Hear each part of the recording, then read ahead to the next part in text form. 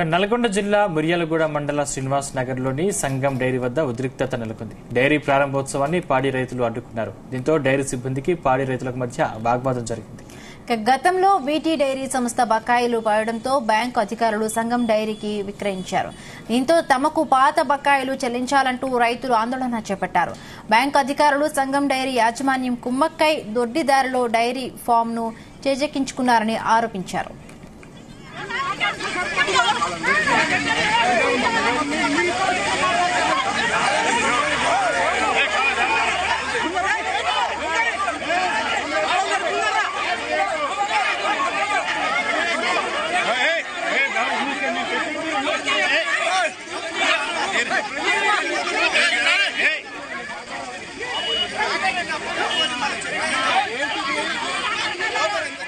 Sir 500 మందికి శ్రీనివాస నగర గ్రామస్తులకు ఈ వీటీ డైరీ ద్వారా ఎంతో ప్రయోజనం చేకూర్చి బతికే డైరీని బ్యాంకు ద్వారా 30 కోట్ల ఆస్తిని 10 కోట్లకు తీసుకుని 20 కోట్లకు ఎంతో మంది డైరీ మీద ఆధారపడి బతికే వాళ్లను రోడ్డు మీద వీటీ డైరీలో మేము దాదాపు 2.5 సంవత్సరాలు పాల్పోవడం జరిగింది. మాకు 3,80,000 రూపాయలు బాకీ ఉన్నది.